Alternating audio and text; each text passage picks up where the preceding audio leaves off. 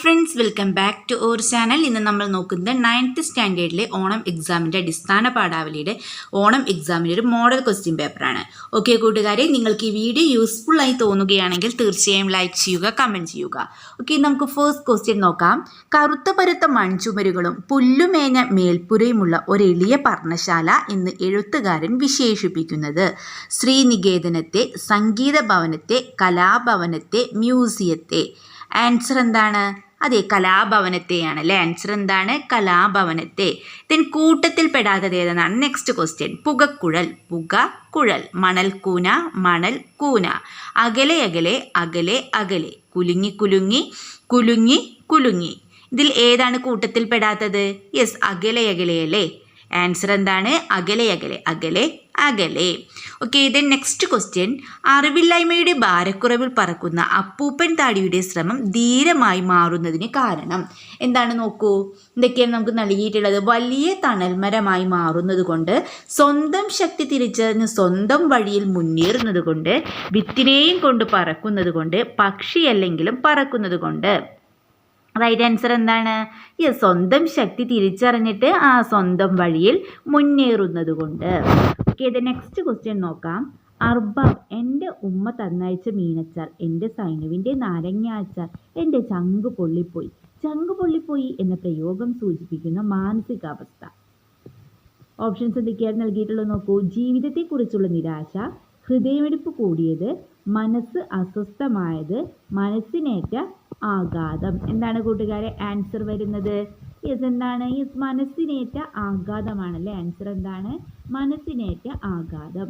Okay, ഇത് next question നോക്കാം.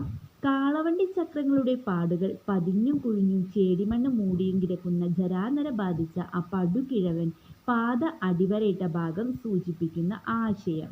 ഇവിടെ പാത എന്തുകൊണ്ട് സൂചിപ്പിക്കുന്ന ആശയം എന്താണെന്നാണ് ചോദിച്ചിട്ടുള്ളത്. കാളവണ്ടി മാത്രം ഓടുന്ന പാത, കുന്നും കുഴിയും നിറഞ്ഞ പാത, കാലപ്പഴക്കം ചെന്ന പഴയൊരു പാത, പ്രശാന്തമായ പാത. ആൻസർ എന്താണ്? അതെ, കാലപ്പഴക്കം ചെന്ന പഴയൊരു പാത. ഓക്കെ, ഇത് നെക്സ്റ്റ് ക്വസ്റ്റ്യൻ നോക്കാം. 6 മുതൽ 8 വരെ ചോദ്യങ്ങളിൽ 2 എണ്ണത്തിന് 2 or 3 വാക്യങ്ങളിൽ ഉത്തരം എഴുതുക എന്ന് പറഞ്ഞിട്ടുണ്ടല്ലേ. ഓക്കെ, നമുക്ക് ഫസ്റ്റ് ക്വസ്റ്റ്യൻ നോക്കാം. അതായത് 6ാമത്തെ ക്വസ്റ്റ്യൻ നോക്കാം. നീളൻ പാതകൾ നഗരം വിട്ടൊഴിയുന്നത് ഞാൻ അറിഞ്ഞു. നഗരവും കടന്ന് തങ്ങളുടെ വാഹനം സഞ്ചരിക്കുന്നത് നജീബ് തിരിച്ചറിഞ്ഞത് എങ്ങനെ? എങ്ങനെയാണ് കൂട്ടുകാരെ? യെസ്, നമുക്ക് ആൻസർ നോക്കാം. നഗരത്തിൻ്റെ പ്രഭാപൂരം പതിയെ അസ്തമിച്ചു. അവരെ കടന്നു പോയിക്കൊണ്ടിരുന്ന വാഹനങ്ങളുടെ എണ്ണം കുറഞ്ഞു. വെളിച്ചം എന്നത് തെരുവിൽ ഇടയ്ക്കിടെ തെളിയുന്ന നിയോൺ വെളിച്ചം മാത്രമായി നഗരം കടന്നുപോയി എന്ന് നജീബ് വാഹനത്തിലിരുന്ന് തിരിച്ചറിഞ്ഞത് ഇങ്ങനെയാണ്. ഇത് നെക്സ്റ്റ് ക്വസ്റ്റ്യൻ നോക്കാം. അപ്പൂപ്പൻ താടി സ്മാരകമായി മാറുന്നത് എങ്ങനെയെന്നാണ് ചോദിച്ചത്. എന്താണ് അപ്പൂപ്പൻ താടി സ്മാരകമായിട്ട് മാറുന്നത് എങ്ങനെയാണ്? യെസ്, അപ്പൂപ്പൻ താടി എന്താണ്? താൻ ചെന്നു വീഴുന്നിടത്ത് പുതിയൊരു മരമായി വളർന്നുവന്ന് അതിൽ നിന്ന് നിരവധി അപ്പൂപ്പൻ താടികൾ ഉണ്ടാകുന്നു. അങ്ങനെ കാലത്തെ അതിജീവിച്ച് സ്മാരകമായി മാറുന്നു. അങ്ങനെ കാലത്തെ അതിജീവിച്ചിട്ട് ആ സ്മാരകമായിട്ട് മാറുന്നു. ഓക്കെ, ഇത് നെക്സ്റ്റ് ക്വസ്റ്റ്യൻ നോക്കാം. അർത്ഥവ്യത്യാസം വരാതെ 2 വാക്യമാക്കുക എന്നാണ് പറഞ്ഞിട്ടുള്ളത്. നോക്കൂ, എന്താണ് നൽകിയിട്ടുള്ളത്. വിമാനത്തിൽ നിന്ന് കിട്ടിയ എന്തൊക്കെയോ ആഹാരങ്ങൾ കഴിക്കേണ്ട വിധം നിശ്ചയമില്ലായിരുന്നതിനാൽ കഴിക്കാനും പറ്റിയില്ല. അത് ഒറ്റ വാക്യമായിട്ടാണ് നമുക്ക് നൽകിയിട്ടുള്ളത്. ഇത് അർത്ഥവ്യത്യാസം വരാതെ നമ്മളോട് 2 വാക്യമാക്കി എഴുതാനാണ് പറഞ്ഞിട്ടുള്ളത്. നമുക്ക് എങ്ങനെ എഴുതാം? യെസ്, വിമാനത്തിൽ നിന്ന് കിട്ടി എന്തൊക്കെയോ ആഹാരങ്ങൾ കഴിക്കേണ്ട വിധം നിശ്ചയമില്ലായിരുന്നു, അതിനാൽ കഴിക്കാൻ പറ്റിയില്ല. ഇതുപോലെ കൂട്ടുകാർക്ക് എന്ത് ചെയ്യാം? 2 സെൻറ്റൻസ് ആയിട്ട് എഴുതാവുന്നതാണ്. ഓക്കെ, നെക്സ്റ്റ് ക്വസ്റ്റ്യൻ നോക്കാം. 9 മുതൽ 14 വരെ ചോദ്യങ്ങളിൽ 5 എണ്ണത്തിന് അരപ്പുറത്തിൽ കവിയാതെ ഉത്തരം എഴുതുക എന്നാണ് പറഞ്ഞിട്ടുള്ളത്. ഓക്കെ, നമുക്ക് എഴുതാം. ഒന്നാമത്തെ ചോദ്യം നോക്കാം. അതായത് 9ാമത്തെ ചോദ്യം നോക്കാം. ഇവിടുത്തെ ചില ഗ്രാമമൂലകളിൽ വന്നു ചേരുമ്പോൾ നാം മലയാളത്തെ അനുസ്മരിക്കുകയല്ല, അനുഭവിക്കുക തന്നെ ചെയ്യുന്നു. ശാന്തിനികേതനം. ബംഗാളിലെ കാഴ്ചകൾ SK പൊറ്റക്കാട്ടിൻ്റെ ഉള്ളിൽ സ്വന്തം നാടിൻ്റെ ഓർമ്മകൾ ഉണർത്തിയത് എങ്ങനെയെന്നാണ് ചോദിച്ചിട്ടുള്ളത്. സ്വന്തം നാടിൻ്റെ ഓർമ്മകൾ എങ്ങനെയാണ് കൂട്ടുകാരെ ഉണർത്തിയത്? ഓക്കെ, നമുക്ക് ആൻസർ എഴുതാം. ബംഗാളിലെ ഗ്രാമങ്ങളിൽ കേരളത്തിൻ്റെ പ്രകൃതി ഭംഗി പ്രതിഫലിച്ചു കാണുന്നുവെന്നാണ് SK പൊറ്റക്കാട് പറയുന്നത്. ഇടതിങ്ങിയ തെങ്ങിൻ തോപ്പുകളുടെ പച്ചവർണ്ണപ്പകിട്ടോ കുന്നിൻ നിരകളുടെ നിശ്ചലമായ പശ്ചാത്തലങ്ങളോ ബംഗാളിലെ ഉൾനാടുകളെ അനുഗ്രഹിച്ചിട്ടില്ലെങ്കിലും മറ്റു രീതിയിൽ കേരളത്തിലെ ഉൾനാടുകളോട് ബംഗാളിലെ ഗ്രാമങ്ങൾക്ക് അത്ഭുതകരമായ സാമ്യമുണ്ട്. അങ്ങിങ്ങായി തെങ്ങുകളും താലവൃക്ഷങ്ങളും തലയുയർത്തി നിൽക്കുന്ന പറമ്പുകൾ, മുളങ്കൂട്ടൻ തെറിച്ചു നിൽക്കുന്ന മതിലുകൾ, വാഴത്തോട്ടങ്ങൾ, പച്ചക്കറി വളപ്പുകൾ, ആൽത്തറകൾ, ആമ്പൽക്കുളങ്ങൾ ഇവയൊക്കെ ഭംഗിയിൽ നിരത്തിവെച്ച ഇവിടുത്തെ ചില ഗ്രാമമൂലകളിൽ വന്നു ചേരുമ്പോൾ നാം മലയാളത്തെ അനുഭവിക്കുന്നുവെന്ന് പൊറ്റക്കാട് പറയുന്നു. പരന്ന നെൽപ്പാടങ്ങളുടെ കരയിൽ കാണുന്ന പുല്ലുമേഞ്ഞ കർഷക കുടിലുകൾ മലയാളക്കരയിൽ നിന്ന് ഇറക്കുമതി ചെയ്തതാണോ എന്ന് തോന്നും. ആ മാതൃകയിലുള്ള പുല്ലുമാടങ്ങൾ കേരളത്തിലും ബംഗാളിലുമല്ലാതെ ഇന്ത്യയിൽ മറ്റൊരിടത്തും കാണാൻ കഴിയില്ല. ബംഗാളിലെ ഈ കാഴ്ചകൾ സ്വന്തം നാടിനെ ഓർമ്മിപ്പിച്ചത് ഇങ്ങനെയാണ്. ഓക്കെ, നെക്സ്റ്റ് ക്വസ്റ്റ്യൻ നോക്കാം.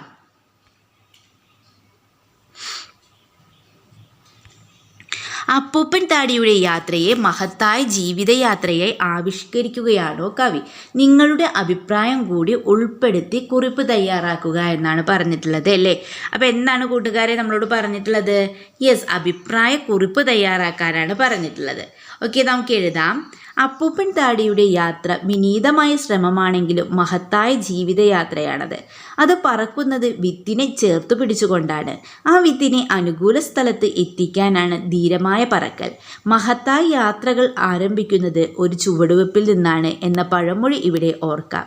നാളെ വലിയൊരു മരമായി തീരാവുന്ന വിത്തും വഹിച്ചുകൊണ്ടാണ് അപ്പൂപ്പൻ താടി പറന്നു പോകുന്നത്.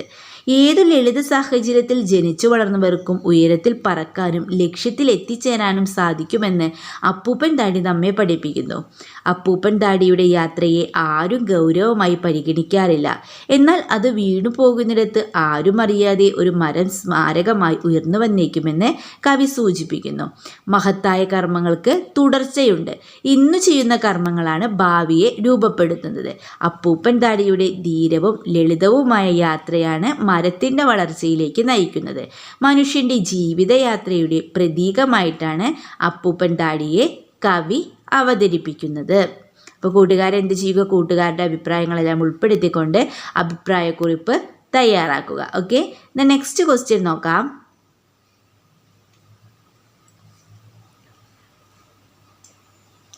നമുക്ക് ശാന്തിനികേതനത്തിൽ, ഓക്കെ, നെക്സ്റ്റ് ക്വസ്റ്റ്യൻ എന്താണ്? യെസ്, ഞാൻ മോഹിച്ച തരം, ഞാൻ സ്വപ്നം കണ്ട തരം ഒരു ഗൾഫിലേക്കല്ല എൻ്റെ ഈ യാത്ര നീളുന്നത് എന്നൊരു തോന്നൽ, വെറുതെ ഒരു തോന്നൽ, മണൽക്കൂനകൾക്കിടയിലൂടെ എന്ന ചാപ്റ്ററിലെ ഭാഗമാണല്ലേ.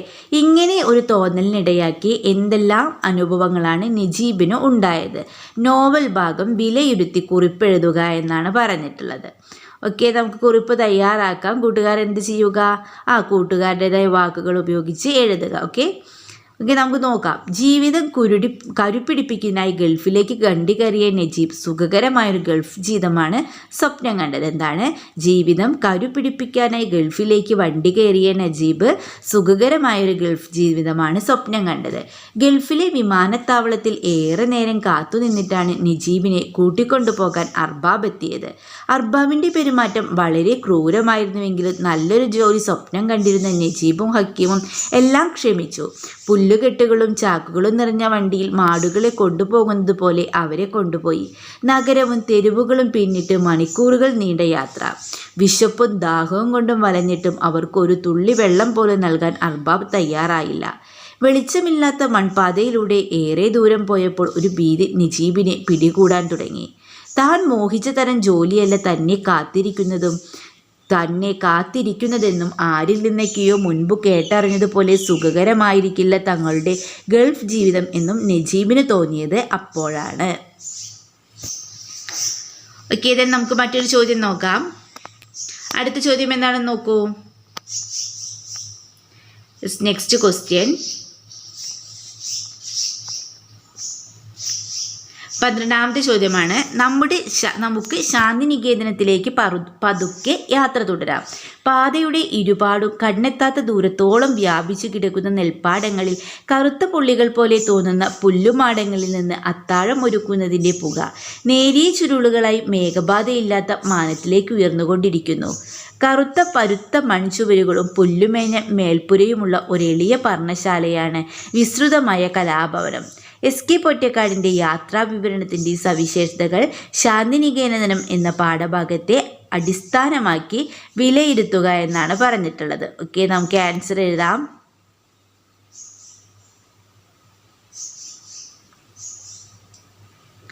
താൻ സഞ്ചരിച്ച പ്രദേശങ്ങളിലൂടെ വായനക്കാരെയും കൂട്ടിക്കൊണ്ടു പോകുന്ന അവതരണ രീതിയാണ് എസ്.കെ. പൊറ്റക്കാട് സ്വീകരിച്ചിരുന്നത്.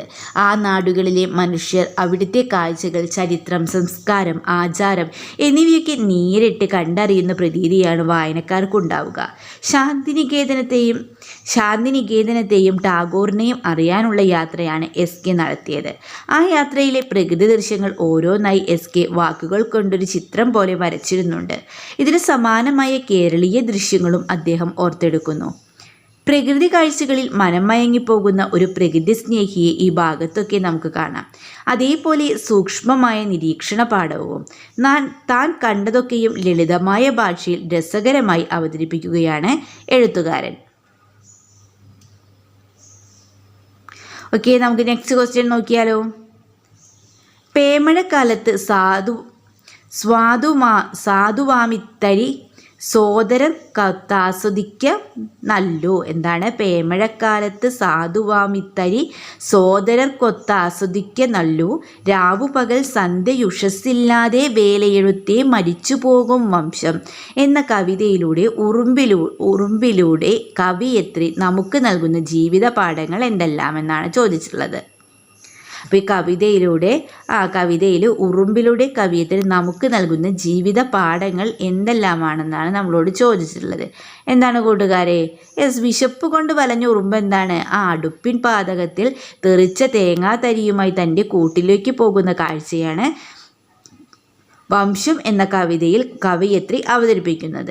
പ്രാതലിനുള്ള ഭക്ഷണം തേടിയാണ് ഉറുമ്പെത്തിയത്. തേങ്ങാത്തരി കിട്ടിയപ്പോൾ വിശപ്പുണ്ടെങ്കിലും അതൊന്ന് രുചിച്ചു പോലും നോക്കാതെ തൻ്റെ സോദരർക്കൊപ്പം പങ്കിട്ടു കഴിക്കാൻ അത് കൂട്ടിലേക്ക് കൊണ്ടുപോവുകയാണ്. രാത്രിയെന്നോ പകലെന്നോ സന്ധ്യയെന്നോ പ്രഭാതമെന്നോ വ്യത്യാസമില്ലാതെ ഉറുമ്പ് വേലയെടുക്കുന്നതും കവിതയിൽ തെളിയുന്നു. ഉറുമ്പിൻ്റെ സ്വാർത്ഥതയില്ലാത്ത സ്നേഹവും സോദരനോടുള്ള കരുതലും രാപ്പകലില്ലാത്ത അധ്വാനവും നമുക്ക് മാതൃകയാണ്. ഓക്കെ, നെക്സ്റ്റ് ക്വസ്റ്റ്യൻ എന്താണെന്ന് നോക്കിയാലോ. ഓക്കെ, നെക്സ്റ്റ് ക്വസ്റ്റ്യൻ നോക്കാം. അടുത്ത ചോദ്യം 14ാമത്തെ ചോദ്യം. സഹനത്തിൻ്റെയും വേദനയുടെയും ആഴങ്ങളിൽ പിടയുമ്പോഴും പ്രസാദാത്മകതയുടെ തെളിച്ചങ്ങൾ ആടുജീവിതത്തിൽ കാണാൻ കഴിയുന്നുണ്ടോ? നോവൽ ഭാഗം വിലയിരുത്തി കുറിപ്പ് തയ്യാറാക്കുക എന്നാണ് പറഞ്ഞിട്ടുള്ളത്. ഓക്കെ, നമുക്ക് ആൻസർ എഴുതാം. അപ്പോൾ നോവൽ ഭാഗം കൂട്ടുകാർ വായിച്ച നോവൽ ഭാഗം വിലയിരുത്തിക്കൊണ്ട് വേണം എഴുതാൻ. ഓക്കെ, നമുക്ക് ആൻസർ എഴുതാം. ശോഭനമായ ഭാവി സ്വപ്നം കണ്ട് ഗൾഫിലേക്ക് എത്തിയതാണ് നജീബും അക്കീമും. ജോലിസ്ഥലത്തേക്ക് അർബാബിനൊപ്പം യാത്ര ചെയ്ത് മറക്കാനാവാത്ത അനുഭവമായി നജീബ് വിവരിക്കുന്നുണ്ട്. അർബാബിൻ്റെ കഠിനമായ ശകാരത്തിൽ ഭയന്നുപോയെങ്കിലും ശുഭപ്രതീക്ഷയുമായി അവർ യാത്ര തുടങ്ങുന്നു. വിശപ്പും ദാഹവും കൊണ്ട് വലഞ്ഞെങ്കിലും ഒന്നും മിണ്ടാതെ എല്ലാം സഹിച്ചിരിക്കുന്നത് നല്ലൊരു ജീവിതം ലഭിക്കും എന്ന പ്രതീക്ഷയിലാണ്. മണിക്കൂറുകൾ നീണ്ട യാത്രക്കിടയിൽ നഗരം കടന്ന് വെളിച്ചമില്ലാത്ത ഇടങ്ങളിലൂടെ, മണൽക്കാടുകളിലൂടെ, മണൽ പാതകളിലൂടെയൊക്കെ ആ വാഹനം യാത്ര ചെയ്യുന്നു. അപ്പോൾ അകാരണമായൊരു ഭീതി നജീബിൻ്റെ മനസ്സിലൂടെ കടന്നു പോകുന്നുണ്ട്. സ്വപ്നം കണ്ടതരം ജീവിതത്തിലേക്കല്ല ആ യാത്ര എന്ന് അയാൾക്ക് തോന്നുന്നുണ്ട്. എന്നിട്ടും പ്രതീക്ഷ കൈവിടാതെ നജീബ് നിലകൊള്ളുന്നു. സ്വന്തം അർബാബിൻ്റെ ഒപ്പമാണ് തങ്ങൾ യാത്ര ചെയ്യുന്നതെന്നും അദ്ദേഹത്തിൻ്റെ കയ്യിൽ തങ്ങളുടെ ജീവിതം ശോഭനവും സുരക്ഷിതവുമാണെന്നും നജീബ് കരുതുന്നു. ആ പ്രതീക്ഷയിൽ നജീബ് ഉറങ്ങുന്നു. വണ്ടിയുടെ കുലുക്കവും ഇരുമ്പലും അയാളുടെ ഉറക്കത്തിന് താരാട്ടായി മാറുന്നു. ഓക്കെ, നമുക്ക് അടുത്ത ചോദ്യങ്ങൾ നോക്കിയാലോ. നോക്കൂ, 15 മുതൽ 17 വരെ ചോദ്യങ്ങളിൽ 2 എണ്ണത്തിന് ഉത്തരം എഴുതുക എന്നാണ് പറഞ്ഞിട്ടുള്ളത്. ഓക്കെ, നമുക്ക് 15ാമത്തെ ചോദ്യം നോക്കാം. ശാന്തിനികേതനം എന്ന യാത്രാ അനുഭവം പരിചയപ്പെട്ടല്ലോ. നിങ്ങൾ നടത്തിയ യാത്രയിലെ മറക്കാനാവാത്ത ഒരു അനുഭവം പങ്കുവയ്ക്കുക എന്നാണ് പറഞ്ഞിട്ടുള്ളത്.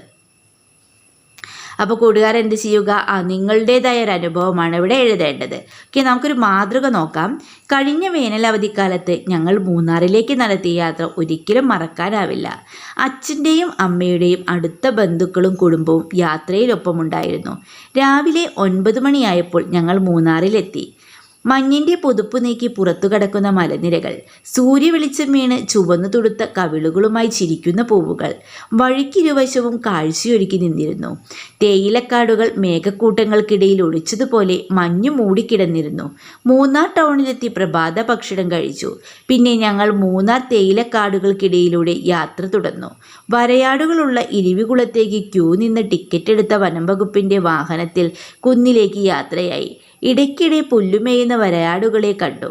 വാഹനത്തിൽ നിന്നിറങ്ങി കുന്നിൻ പുറത്തു നിന്ന് താഴെയുള്ള കാഴ്ചകൾ കണ്ടു. പ്രകൃതി എത്രമാത്രം മനോഹര കാഴ്ചകളാണ് നമുക്കായി ഒരുക്കിയിരിക്കുന്നത്. ഇതെല്ലാം കാണാതെ ജീവിക്കാനായി നെട്ടോട്ടമോടുകയാണ് നമ്മൾ എന്ന് അച്ഛൻ പറഞ്ഞപ്പോൾ അത് ശരിയാണെന്ന് എനിക്കും തോന്നി. ഉച്ചതിരിഞ്ഞ് തടാകത്തിലൂടെ ബോട്ട് യാത്രയും കഴിഞ്ഞ് വൈകുന്നേരം തിരികെ പോരുമ്പോഴും മൂന്നാറിലെ കാഴ്ചകൾ എൻ്റെ മനസ്സിൽ തങ്ങി നിൽക്കുകയായിരുന്നു. അപ്പോൾ കൂട്ടുകാരും എന്ത് ചെയ്യുക, ഇതുപോലൊരു അനുഭവക്കുറിപ്പ് തയ്യാറാക്കുക. ഓക്കെ, നെക്സ്റ്റ് ക്വസ്റ്റ്യൻ നോക്കാം. മണൽക്കൂൻ 16ാമത്തെ ചോദ്യമാണല്ലേ. ഓക്കെ, മണൽക്കൂനകൾക്കിടയിലൂടെ എന്ന നോവൽ ഭാഗത്തിൻ്റെ പശ്ചാത്തലത്തിൽ പ്രവാസ ജീവിതത്തിൻ്റെ അകവും പുറവും എന്ന വിഷയത്തിൽ ഉപന്യാസം തയ്യാറാക്കുക. അപ്പോൾ ഉപന്യാസം തയ്യാറാക്കുമ്പോൾ എന്തൊക്കെ കാര്യങ്ങളാണ് ശ്രദ്ധിക്കേണ്ടതെന്ന് കൂട്ടുകാർക്ക് അറിയാമല്ലോ. ഓക്കെ, നമുക്ക് ആൻസർ എഴുതാം. പല കാരണങ്ങളാൽ ലോകത്തിൻ്റെ പല കോണുകളിലേക്ക് പോകേണ്ടി വന്നവരുണ്ട്. അത് ഭേദപ്പെട്ട ജോലിയും കൂലിയും തേടിയാവാം, കുടിയേറ്റമാകാം. മലയാളികളെ സംബന്ധിച്ചിടത്തോളം പ്രവാസി ജീവിതം ഇതിൽ ആദ്യത്തേതുമായി ബന്ധപ്പെട്ടതാണ്. മലയാളികളുടെ തൊഴിൽ വേടിയുള്ള പ്രവാസ ജീവിതം വ്യാപകമാകുന്നത് 20ാം നൂറ്റാണ്ടിൻ്റെ ആദ്യ ദശകങ്ങളിലാണ്. ഗൾഫിലേക്കുള്ള കുടിയേറ്റം ആരംഭിച്ചതോടെയാണ് കേരളം പ്രവാസികളുടെ ജന്മനാടായി മാറിയത്. കേരളത്തിൻ്റെ സമ്പദ് വ്യവസ്ഥയിൽ പ്രവാസികൾ ചെലുത്തുന്ന സ്വാധീനം നിർണായകമാണ്. കേരളം അഭിമാനത്തോടെ ഉയർത്തിക്കാട്ടുന്ന നേട്ടങ്ങളുടെയൊക്കെ പിറകിൽ വിദേശ മലയാളികളുടെ വിയർപ്പും സ്വപ്നവുമുണ്ട്. എന്നിട്ടും അവർക്ക് അർഹമായ പ്രാധാന്യം ലഭിക്കുന്നില്ല. മാത്രമല്ല, പ്രവാസികളുടെ ജീവിതത്തിൻ്റെ യഥാർത്ഥ അവസ്ഥ അതിനുമൊക്കെ അപ്പുറമാണ്. സമ്പന്നതയുടെ പുറം പകിട്ടിനപ്പുറം സ്വന്തം ആവാസ വ്യവസ്ഥയിൽ നിന്ന് മറ്റൊരു അപരിചിത ലോകത്തേക്ക് പറിച്ചെറിയപ്പെടുന്നവൻ്റെ നൊമ്പരമാണത്. ഭൗതികമായ കാഴ്ചപ്പാടുകളോടൊപ്പം വ്യത്യസ്തമായ സംസ്കാരം, ശീലങ്ങൾ, മൂല്യങ്ങൾ, ഭാഷ തുടങ്ങിയവയെല്ലാം നിലനിൽക്കുന്ന ഒരു പ്രദേശത്ത് ജീവിക്കേണ്ടി വരുന്നവൻ്റെ ധർമ്മസങ്കടമാണിത്. നാടിനെക്കുറിച്ചും വീടിനെക്കുറിച്ചുമെല്ലാമുള്ള ചിന്തകൾ നിരന്തരമായി അയാളെ വേട്ടയാടിക്കൊണ്ടിരിക്കും. വിചാരങ്ങൾ ഉള്ളിലൊതുക്കുന്ന തണൽ പോലും ഒരു സ്വപ്നമായി തീരുന്നവൻ്റെ മുഖമാണ് യഥാർത്ഥത്തിൽ പ്രവാസിയുടേത്. ഓക്കെ, ഇത് നെക്സ്റ്റ് ക്വസ്റ്റ്യൻ നോക്കാം. 17ാമത്തെ ചോദ്യം നോക്കാം. കവിത വായിച്ച് ആസ്വാദനം തയ്യാറാക്കുക. 1, 2, 3. പിന്നെയും തൻ ചെറുവിരൽ തൊട്ടെണ്ണി 1, 2, 3 എന്നോ വയോധിക പുകവണ്ടിക്കുള്ളിലിരിപ്പവേ രത്ഭുത പരിഹാസഭരിതരായി. പുഞ്ചിരിയൊട്ടടക്കി പട്ടാളക്കാർ വെൺചിരിയാൽ പതഞ്ഞു യുവതികൾ ഏറ്റുചൊല്ലി വയസ്സനൊരാളൻ കൂട്ടരെ ദയ ചെയ്തു ചിരിക്കല അമ്മയായി ഭാഗ്യം കെട്ടൊരു മാന്യയാം. ഭർത്താവു ഞാൻ പോയ മാസം ഇവളുടെ ആൺമക്കൾ പോരിലൊന്നായി വീണുപോയി മൂവരും ഞാൻ തുനിവിത്തിവളയെടുത്തൊരു ഭ്രാന്തശാലയിൽ കൊണ്ടുപോയാക്കുവാൻ അമ്മുറി മൗനരംഗമായി ഒന്നുതോട്ടമ്മ പിന്നെയും മെണ്ണിത്തുടങ്ങിനാൾ. വൈലോപ്പിള്ളി ശ്രീധരമേനോൻ്റെ ഒരു കവിതാഭാഗമാണ് ഇവിടെ നൽകിയിട്ടുള്ളത്. ആസ്വാദനക്കുറിപ്പ് തയ്യാറാക്കാനാണ് നമ്മളോട് പറഞ്ഞിട്ടുള്ളത്. ഓക്കെ, നമുക്ക് ആസ്വാദനക്കുറിപ്പ് എഴുതാം. യുദ്ധത്തിൻ്റെ അനന്തരഫലം ഹൃദയത്തിൽ തട്ടും വിധം രചിച്ച ഒരു കവിതയാണ് വൈലോപ്പിള്ളിയുടെ 1, 2, 3. ഒരു വൃദ്ധമാതാവിൻ്റെയും പിതാവിൻ്റെയും സങ്കടം ഈ കവിതയിലാക്കി നിറഞ്ഞു നിൽക്കുന്നു. അവരുടെ 3 ആൺമക്കളും യുദ്ധത്തിൽ മരണമടഞ്ഞു. മക്കളുടെ നഷ്ടം തകർത്തു കളഞ്ഞത് ആ അമ്മയുടെ സമനിലയാണ്. ഒരു തീവണ്ടി മുനയുടെ പശ്ചാത്തലത്തിലാണ് കവിത രചിച്ചിരിക്കുന്നത്. ഒരു വൃദ്ധയായ സ്ത്രീയും അവരുടെ ഭർത്താവും കുറച്ച് ചെറുപ്പക്കാരായ പട്ടാളക്കാരും യുവതികളുമാണ് തീവണ്ടി മുറിയിലുള്ളത്. യാത്രയിലുടനീളം വൃദ്ധ തൻ്റെ ചെറുവിരൽ തൊട്ട് 1, 2, 3 എന്ന് എണ്ണിക്കൊണ്ടിരിക്കുന്നു. അവരുടെ ആ പ്രവൃത്തി കണ്ട് ചിരിച്ച പട്ടാളക്കാരായ യാത്രക്കാരോടും യുവതികളോടും തങ്ങളുടെ മക്കൾ മൂവരെയും യുദ്ധത്തിൽ മരിച്ചതും ആ ദുഃഖം താങ്ങാനാവാതെ വൃദ്ധ ഭ്രാന്തിയായി മാറിയതും അയാൾ പറയുന്നു. ഞാനിവളെ ഭ്രാന്താശുപത്രിയിലേക്ക് കൊണ്ടുപോകുകയാണെന്നും അയാൾ കൂട്ടിച്ചേർത്തു. തൽക്ഷണം തീവണ്ടി മുറിയാകെ നിശബ്ദമായി. വൃദ്ധ പിന്നെയും എണ്ണൽ തുടർന്നു. യുദ്ധം എങ്ങനെ സാധാരണക്കാരായ ആളുകളെ ബാധിക്കുന്നു എന്നതിന് ഉദാഹരണമാണ് ഈ കവിത. അപ്പോൾ കൂട്ടുകാരും എന്ത് ചെയ്യുക? കവിത നന്നായി വായിച്ചതിനു ശേഷം ആസ്വാദനക്കുറിപ്പ് തയ്യാറാക്കുക. ഇത്രയും ക്വസ്റ്റ്യൻസ് ആണ് നമ്മൾ ഈ വീഡിയോയിലൂടെ ഡിസ്കസ് ചെയ്തിട്ടുള്ളത്. നിങ്ങൾക്ക് വീഡിയോ യൂസ്ഫുൾ ആയി തോന്നുകയാണെങ്കിൽ തീർച്ചയായും ലൈക്ക് ചെയ്യുക, കമൻറ്റ് ചെയ്യുക. ഓക്കെ, നമുക്ക് മറ്റൊരു വീഡിയോയുമായി വീണ്ടും കണ്ടുമുട്ടാം. Okay, by.